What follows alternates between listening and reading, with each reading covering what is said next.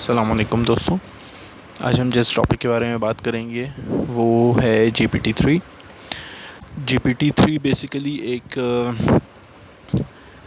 Natural language को process करने के लिए एक आर्टिफिशियल इंटेलिजेंस प्लेटफॉर्म है जिसको ओपन एआई नामी एक कंपनी ने बनाया है। ओपन एआई बेसिकली कंपनी है जो एलॉन मस्क और स्पेस एक्स मिल के उसे फ़ंड करते थे और उन्हों ही ने उसे बनाया था। बट करंटली ओपन एआई को फंडिंग्स जो हैं वो वहाँ से नहीं मिल रही, तो ये एक इंडिपेंडेंट कंपनी है। सबसे पहले तो हम बात करते हैं आर्टिफिशियल इंटेलिजेंस की। आर्टिफिशियल इंटेलिजेंस होती क्या है? जिस तरह से ह्यूमंस के पास एक इंटेलिजेंस होती है, वो उससे सोचते हैं, समझते हैं, चीज़ों को का नापतोल करते हैं, डिसीजंस लेते हैं, उसी तरह कंप्यूटर्स और रोबोट्स को इंटेलिजेंट बनाने के लिए कुछ सॉफ्टवेयर्स यूज़ किए जाते हैं, एल्गोरिथम्स यूज़ किए जाते हैं, जिसमें न्यूमेरिकली कैलकुलेट करके चीज़ों के बारे में डिसीजंस लिए जाते हैं कि किस सिनेरियो में किस मौके पे मशीन जो है, जो भी कंप्यूटर है, वो क्या डिसीजन लेगा। ठीक है, हम आर्टिफिशियल इंटेलिजेंस की रोज़ाना ज़िंदगी में बहुत सारी एग्जांपल्स देखते हैं। हम देखते हैं सेल्फ ड्राइविंग कार्स आ रही हैं मार्केट में। हम देखते हैं कि हमारा मोबाइल जब हम तस्वीर खींचते हैं तो वो हमारे चेहरे को डिटेक्ट कर लेता है। बेसिकली ये सारी जो हैं ये आर्टिफिशियल इंटेलिजेंस ही की टाइप्स हैं। अच्छा, अगर अब हम सबसे पहले देखें तो आर्टिफिशियल इंटेलिजेंस जो है वो बेस्ड है ह्यूमन इंटेलिजेंस पे। उस ह्यूमन इंटेलिजेंस से आर्टिफिशियल इंटेलिजेंस को अख़ज़ किया गया है। तो उसके लिए हमें सबसे पहले ह्यूमन माइंड को समझना होगा। ह्यूमन माइंड का जो सबसे छोटा सेल होता है उसको कहते हैं न्यूरॉन। और न्यूरॉन बेसिकली क्या है, अगर आप ये स्क्रीन पे देखें तो ये एक न्यूरॉन है जिसमें यहाँ पे जो धागे नज़र आ रहे हैं इनको बोलते हैं डेंड्राइट्स, बीच में है न्यूक्लियस, और ये जो लंबी सी स्ट्रिप जा रही है इसको कहते हैं एक्सॉन। अब बेसिक काम क्या है कि एक्सॉन की जो लेंथ है वो एक नंबर होगी, उसके ऊपर डिपेंड कर रहा है आपका डिसीजन मेकिंग। ठीक है, इसी तरह अगर हम आर्टिफिशियल न्यूरॉन जो हम बनाते हैं उसके बारे में बात करें तो वो कुछ इस तरह की दिखेगी। इसमें हम देख सकते हैं कि हमारे पास लेफ़्ट साइड पे ये हैं x1, x2, x3 और xn तक। ये बेसिकली क्या हैं, x1, x2, x3 ये जो हैं हमारे इनपुट हैं। जैसे हम अगर कंप्यूटर हमारा कोई इमेज देख रहा है तो इमेजेस जो हैं ये x1, x2, x3 हैं। अगर वो कोई टेक्स्ट पढ़ रहा है तो वो टेक्स्ट की जो अल्फ़ाबेट्स हैं ABCD जो लिखे हुए हैं वो x1, x2, x3 हैं। सेकेंडली ये जो OJ है ये आउटपुट है। ठीक है, अब जो बीच में मेन चीज़ आती है वो हैं ये weights W1J, W2J, W3J and so on. ये वेट्स क्या हैं, ये बेसिकली वो जो एक्सॉन्स की लेंथ थी ये वो हैं। W जो है बेसिकली एक नंबर है जिसको हम ट्यून कर सकते हैं, जिसको हम चेंज कर सकते हैं, और हम उसको चेंज कर करके उसके बाद उसका आउटपुट देखेंगे कि वो हमारे उम्मीद के मुताबिक आ रहा है या नहीं। अगर वो हमारे उम्मीद के मुताबिक आ रहा है हम W1 की एक वैल्यू स्पेसिफ़ाई कर देंगे, फिर W2 को चेंज कर करके देखेंगे हमारे उम्मीद के मुताबिक आउटपुट आ रहा है या नहीं, और फिर उसको स्पेसिफ़ाई कर देंगे। जितने ज़्यादा ये W या वेट्स होंगे उतने ही अच्छा हमारा न्यूरल नेटवर्क काम कर सकता है। ठीक है, अच्छा, तो ये तो हमारे पास हो गई एक न्यूरॉन की टाइप। मगर अगर आप गौर करें तो ह्यूमन ब्रेन में भी बहुत सारी न्यूरॉन्स हैं, millions and billions of neurons हैं। मगर कंप्यूटर में तो हम बना नहीं सकते millions and billions of neurons. तो हम मगर जितनी ज़्यादा बना सकते हैं उतनी बनाते हैं, और फिर उसको हम जो है शो किस तरह करते हैं, इस तरह से। अगर आप ये तस्वीर देख रहे हैं इसमें जो लेयर्स हैं, ये पहली लेयर है, ये दूसरी लेयर है, ये तीसरी लेयर है, आउटपुट लेयर है। इन सारी लेयर्स में जो गोल दायरे हैं ये एक न्यूरॉन है, ये दूसरी न्यूरॉन है, तीसरी है, चौथी है, पांचवी है। तो फर्स्ट लेयर में 5 न्यूरॉन्स हैं, सेकंड लेयर में 3 न्यूरॉन्स हैं, और थर्ड लेयर में 2 न्यूरॉन्स हैं, और ये सारी आपस में कनेक्टेड हैं, आप देख रहे हैं। और ये जितने भी कनेक्शंस हैं इनके कोई ना कोई वेट्स होंगे। ठीक है, और वो वेट्स पे डिपेंड करते हैं, उसकी वैल्यूज़ पे, कि आपका डिसीजन कितना बेहतर होगा। ठीक, अब ये एक बात ये समझने की है कि हमारी बॉडी में तो ब्रेन जो है वो सब कुछ प्रोसेस कर देता है। हम जो चीज़ें देख रहे हैं वो भी ब्रेन के पास जाएंगी, हम जो सुन रहे हैं वो भी ब्रेन के पास जाएगा, हम जो बोल रहे हैं वो भी ब्रेन के पास जाएगा, हम जो सोच रहे हैं वो भी दिमाग ही से सोच रहे हैं। तो हमारे पास जो ब्रेन है वो सारे काम परफॉर्म कर रहा है। मगर जब हम सर्किट्स के ऊपर आते हैं, कंप्यूटर्स के ऊपर आते हैं, तो ऐसा नहीं हो सकता। तो उस केस में हम क्या करेंगे, उस केस में हम कंप्यूटर को किसी एक स्पेसिफ़िक चीज़ के लिए बनाएंगे। अपना जो आर्टिफिशियल इंटेलिजेंस का जो भी प्रोग्राम होगा उसको किसी एक चीज़ के लिए बनाएंगे। या तो वो देखने के लिए बनेगा, जिसको हम कंप्यूटर विज़न और इमेज प्रोसेसिंग कहते हैं, या फिर वो नेचुरली जिस तरह हम बोलते हैं उसके लिए बनेगा, नेचुरल स्पीकिंग एल्गोरिथम्स उनको कहा जाता है। ठीक है, या फिर वो इसलिए बनेगा कि हम बोल भी सकते हैं नेचुरल ज़ुबान में, और जो हम सुन रहे हैं, जो फॉर एग्ज़ाम्पल हम अगर माइक लगा दें तो कंप्यूटर जो चीज़ सुन रहा है वो क्या बोल रहा है सामने वाला, ये भी वो समझ पाएगा। ठीक है, सादा ज़ुबान में। तो उसको हम कहते हैं नेचुरल लैंग्वेज प्रोसेसिंग। बेसिकली जो हमारे पास आज का टॉपिक है GPT-3, ये भी हमारे पास नेचुरल लैंग्वेज प्रोसेसिंग सॉफ्टवेयर है। ठीक है, अच्छा, अगर हम लोग इसकी वेबसाइट पे आएँ तो हम देख सकते हैं कि ये हमारे पास कंपनी है OpenAI, discovering and enacting the path to safe artificial general intelligence. अब ये स्टेटमेंट कितनी सच है या कितनी नहीं, ये बात अलग है। ठीक है, क्योंकि जब हम नेचुरल लैंग्वेज प्रोसेसिंग की बात करेंगे तो उसमें स्लैंग्स भी आएंगे, उसमें कुछ बुरे वर्ड्स भी आएंगे, उसमें कुछ अच्छे वर्ड्स भी आएंगे। तो हर तरह की लैंग्वेज को वो प्रोसेस कर सकता है। मगर अगर इनका काम देखा जाए तो बेसिकली आप अगर ये फर्स्ट देखें, image GPT, juke box, Rubik cube को सॉल्व कर रहा है एक रोबोटिक हैंड, ये इंटरेक्शंस पे काम कर रहा है, मल्टी एजेंट इंटरेक्शंस पे। इंटरेक्शन क्या होती है कि हम एटमॉस्फेयर से किस तरह इंटरेक्ट करें, हम किस चीज़ को देख रहे हैं तो किस तरह बिहेव कर रहे हैं, हम कुछ सुन रहे हैं तो किस तरह बिहेव कर रहे हैं, ये होती हैं इंटरेक्शंस। तो ये सारे जो भी इनके काम है, और बहुत सारे काम हैं इनके, अगर आप वेबसाइट पे जाएंगे देखने, ये सारे कहाँ से हो रहे हैं, GPT से। अब GPT का जो पहला वर्जन आया था, GPT-1, बेसिकली वो एक ईज़ी टू यूज़ वर्जन था। इतने ज़्यादा नोड्स नहीं थे, इतने ज़्यादा चीज़ें नहीं थी देखने के लिए, इतना बड़ा प्रोग्राम नहीं था। ठीक है, और ये नहीं पता था कि कहाँ यूज़ होगा, नेचुरल लैंग्वेज प्रोसेसिंग में, इमेजेस में, विजन में, कहाँ कहाँ यूज़ हो सकता है ये। फिर GPT-2 आया। GPT-2 को इमेजेस में भी इस्तेमाल किया गया और नेचुरल लैंग्वेज प्रोसेसिंग के लिए भी इस्तेमाल किया गया। आगे हम देखेंगे कि GPT-2 एक बहुत बहुत बड़ा सॉफ्टवेयर था, जिसमें मिलियंस ऑफ न्यूरॉन्स थी, मिलियंस ऑफ नोड्स थी, मिलियंस ऑफ वेट्स थे, जिनको वो चेंज करना था उन्होंने, और उस पर ट्रेन करना था। अच्छा, एक चीज़ याद रखना कि हमारे पास जो न्यूरल नेटवर्क होता है, बेसिकली उसको ट्रेन किया जाता है। हमारे पास ये जो एक नेटवर्क है, इसको ट्रेन करते हैं।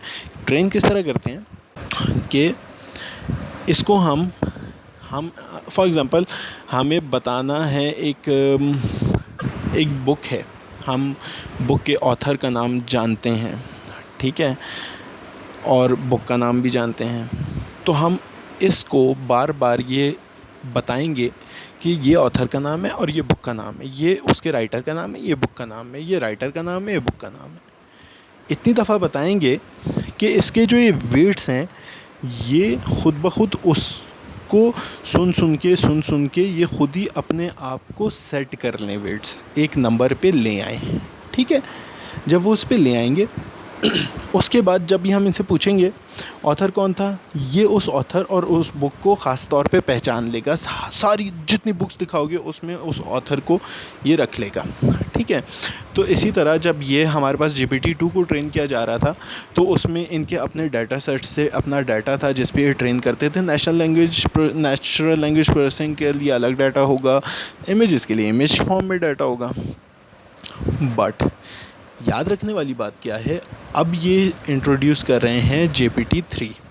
GPT-3 इन्होंने इंट्रोड्यूस किस तरह की है, कोड की फॉर्म में नहीं, इन्होंने ये लिया है ओपन एआई API बेसिकली क्या है, ये एक सॉफ्टवेयर है जो इन्होंने ये सॉफ्टवेयर नेट पे डाला है और मुख्तलिफ जो रिसर्चर्स हैं, जो डेवलपर्स हैं, जो इस पे काम करना चाहते हैं, उनको कहा है कि भाई ये सॉफ्टवेयर हमने बना दिया है, आप ख़ुद आओ, अपने डाटा के ऊपर इसको टेस्ट करो, इसको ट्रेन करो, देखो इसका क्या काम हो सकता है, ये कितना एफिशिएंटली वर्क कर रहा है और कितना एफिशिएंटली वर्क नहीं कर रहा। ठीक है। और मोस्टली GPT-3 को किस पे रखा गया है, नेचुरल लैंग्वेज प्रोसेसिंग पे, इमेजेस पे नहीं लाया अभी तक, नेचुरल लैंग्वेज प्रोसेसिंग पे रखा गया। हम देख सकते हैं कि कोई साइंटिस्ट जो है वो एक उसको क्वेश्चन दे रहा है, क्वेश्चन की फॉर्म में एक प्रोग्राम कर रहा है GPT के अंदर कुछ चीज़ें। यहाँ पे भी हम देख सकते हैं कि ये इस जो पहली वीडियो है इसमें अगर आप गौर करें तो यहाँ पे ओपन API के लिए ये डाटा बना रहे हैं कि हमारे पास स्टिकर कौन से होंगे, ईयर कौन सा होगा, क्या क्या डाटा में क्या क्या चीज़ें होंगी जिसकी बिना पे हम अपने न्यूरल नेटवर्क को ट्रेन कर सकते हैं। ठीक है। इसी तरह यहाँ लेफ़्ट पे अगर आप देखो, ये वाली जो वीडियो है इसमें ये दिखा रहे हैं कि ये बड़ा इंटरेस्टिंग है। अच्छा, इसमें ये दिखा रहे हैं कि विकिपीडिया पे गया एक साइंटिस्ट, एक रिसर्चर, और वहाँ पे उसने कुछ टाइप किया, कुछ लिखा। ये सर्च बॉक्स में गया, ये ऊपर देखो ओपन AI का लोगो बना हुआ है, यहाँ पे इसने लिखा why is bread so fluffy. ये एंटर किया तो इसने 48 पैराग्राफ्स टोटल फाइंड किया और उसमें ढूंढा कौन सा इस आंसर से मैच करता है, और वो पूरा का पूरा सेम टू सेम आंसर, पूरा पेज नहीं, पूरा पैराग्राफ नहीं, गूगल पे आप टाइप करते हो तो पूरा पैराग्राफ, पूरा वेब पेज आता है, सिर्फ आंसर लाके इसने दे दिया कि भाई ये आंसर है आपका, इसलिए ब्रेड जो है वो फ्लफ़ी होता है। ठीक है। और ये इसने पूरे विकिपीडिया में से पूरा पेज उठा के सिर्फ वो आंसर लाके इसने दे दिया। तो आप देख सकते हैं कि ये कितना एफिशिएंटली काम कर रहा है, ये कितना अच्छे से काम कर रहा है। अच्छा, इसकी एक चीज़ ये भी हो सकती है, इसमें एक ख़ासियत ये भी हो सकती है कि अगर बिलफ़र्ज़ कोई मुझे एक कानूनी डॉक्यूमेंट लिखना है मगर मुझे कानून की ज़ुबान नहीं आती, तो मैं अपने सादा अल्फाज में लिख दूँगा और यहाँ GPT-3 पे जाके वहाँ पे वो लिख के वहाँ पे इसको कह दूँगा कि भाई इसको मुझे कानूनी ज़ुबान में चाहिए, पाकिस्तान के क़ानून की, तो ये उसको ट्रांसलेट पाकिस्तान के क़ानून की ज़ुबान में भी करके मुझे दे देगा। ठीक है। तो ये बहुत पावरफुल सॉफ्टवेयर है, बहुत पावरफुल सॉफ्टवेयर है, और हमारा जो फ्यूचर है, जितना फ्यूचर है वो डिपेंड इन चीज़ों पे करता है। ये ट्रेंड है, पाकिस्तान में भी इंशाल्लाह होगा और पूरी दुनिया में भी ये ट्रेंड बन रहा है GPT-3 बेसिकली। ये यकीन मानो, अभी मैं आपको बता रहा हूँ, ये कुछ अरसे के बाद पूरी दुनिया में ऐसे फैलेगा जैसे यूट्यूब, गूगल पे लोग जाके उससे मदद लेते हैं ना, GPT-3 उसी तरह पूरी दुनिया में फैल सकता है, इसमें इतनी कैपेबिलिटी है। अच्छा, अब हम यहाँ देखते हैं, ये एक आर्टिकल है जो कि MIT, Massachusetts institute of technology वालों ने ये आर्टिकल लिखा है, और इसमें उन्होंने GPT के बारे में लिखा है। ये जुलाई 28, 2020 का आर्टिकल है, तो इतना पुराना भी नहीं है, इसको हम देख भी सकते हैं, पढ़ भी सकते हैं। इसमें जो मेन चीज़ें लिखी हुई हैं वो क्या क्या हैं। सबसे पहले तो ये कह रहा है कि ओपन AI जो है वो उसने GPT-3 की फाइंड किया था मई में, और उसके बाद उन्होंने एक वो API सॉफ्टवेयर जो है वो डाल दिया कि भाई बिज़नेस वाले आएँ और उस पर ट्राई करें, रिसर्चर्स आएँ, उसको ट्राई करें, उसको देखें कि उसकी कहाँ कहाँ इम्प्लीमेंटेशंस हो सकती हैं। ट्वीट किया गया उसके बारे में कि वर्किंग टूवर्ड्स द फ्यूचर, हमारे पास ये जो सॉफ्टवेयर है ये टूवर्ड्स द फ्यूचर जाके ये पूरा फ्यूचर हमारा चेंज कर देगा। GPT-3 is the most powerful language model ever. ठीक है। आप यहाँ पे कंपैरिजन कर सकते हैं कि GPT-2 जो लास्ट ईयर इन्होंने दिया था वो ओपन सेंटेंसेस देता था, वो नेट से चीज़ें फाइंड करके देता था, मगर ये जो है ये क्रिएट भी कर सकता है चीज़ें। आगे हम लोग देखेंगे कि ये सॉफ्टवेयर जो है वो सॉन्ग्स राइट कर रहा है, पैराग्राफ्स लिख रहा है, लोगों की आप बीती लिख रहा है। मतलब अगर मेरे लिखने का एक स्टाइल है ना, या शेक्सपियर का एक स्टाइल है, आप इसको बोलो कि शेक्सपियर के स्टाइल में मुझे इस टॉपिक पे कहानी लिख दो, तो ये वो कहानी शेक्सपियर के स्टाइल में लिख के देगा। ठीक है। सेकेंड चीज़ जो देखने वाली है वो ये है कि मॉडल हैज़ 175 बिलियन पैरामीटर्स यहाँ पे क्या हैं, वो वेट्स। तो 175 बिलियन वेट्स हैं जिनकी वैल्यू सेट करनी है इसने। तो जितने ज़्यादा वेट्स होंगे उतना बेहतर ये काम करेगा। तो आप समझ सकते हो 175 बिलियन पैरामीटर्स के बाद तो sky is the limit basically. GPT on the other hand GPT-2 के 1.5 बिलियन थे, तो इन्होंने कितनी बड़ी जंप की है, डेढ़ बिलियन से 175 बिलियन पे लेके गए। ठीक है।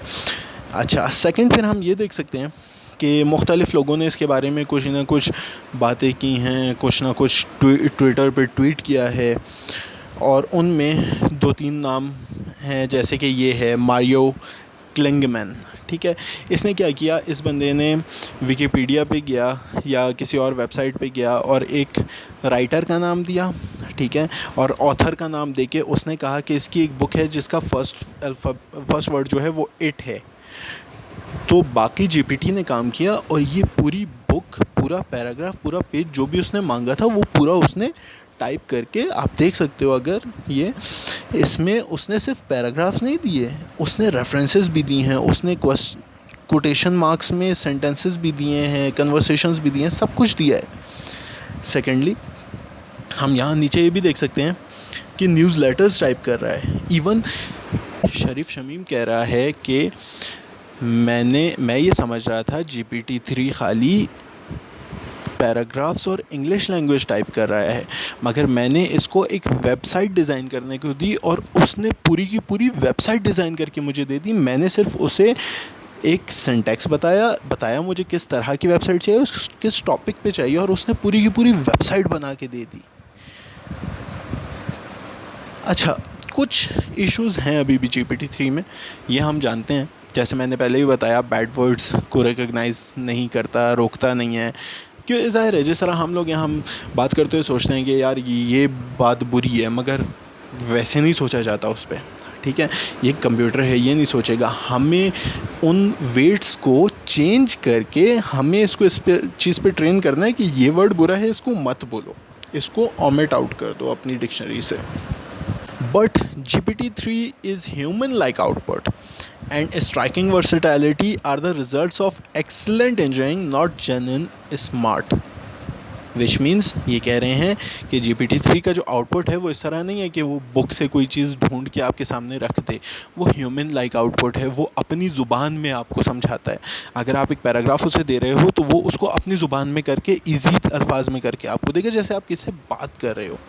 तो आप सोच सकते हो कि ये जो टेक्नोलॉजी है GPT-3 की, ये सिर्फ चीज़ों को फाइंड करने में या लैंग्वेज प्रोसेसिंग के लिए नहीं यूज़ हो सकती। अगर आप इसको किसी ऐसे रोबोट में डाल दो जो कि एक फ्रेंड के तौर पे काम कर रहा है, कम्युनिकेशन के लिए काम कर रहा है, तो आपको कभी, या जिस तरह आप जब किसी को फ़ोन करते हो तो आवाज़ आती है, आपका मतलूबा नंबर किसी दूसरी कॉल मसरूफ़ है, तो आप अगर उस जगह पे सॉफ्टवेयर को डाल दोगे तो ये डिफ्रेंशिएट ही नहीं कर सकते कि आप किसी इंसान से बात कर रहे हो या किसी रोबोट से या आर्टिफिशियल कंप्यूटर से बात कर रहे हो। सेकेंडली, अभी तक ज़ाहिर है GPT-3 अभी स्टार्टिंग पोजीशंस में है। अभी उन्होंने आगे लेके आए हैं GPT-3 को, OpenAI वाले API को लॉन्च किया है। अभी तक नहीं पता GPT-3 किस चीज़ के लिए ज़्यादा सूट कर सकता है। May be natural language processing के लिए, मे बी इमेज प्रोसेसिंग के लिए, मे बी कंप्यूटर विजन के लिए, we don't know, maybe किसी और चीज़ के लिए हो सकता हो। बट ये कंफर्म है कि GPT-3 इज़ द फ्यूचर, और जिसने इसको सीख लिया वो बहुत आगे जाएगा। दोस्तों, एक चीज़ ये याद रखना, फ्यूचर आर्टिफिशियल इंटेलिजेंस का है। फ्यूचर में जॉब्स कम होती जाएंगी। अगर आप ट्रेंड सेट नहीं करोगे पाकिस्तान में तो आप बहुत पीछे रह जाओगे। हमें पाकिस्तान में ये ट्रेंड सेट करने हैं और हमें इस तरह की टेक्नोलॉजीज़ जो पूरी दुनिया में मशहूर हो रही हैं उनको पाकिस्तान में हमें इंट्रोड्यूस करवाना है। Thank you for your time. अल्लाह हाफ़िज़।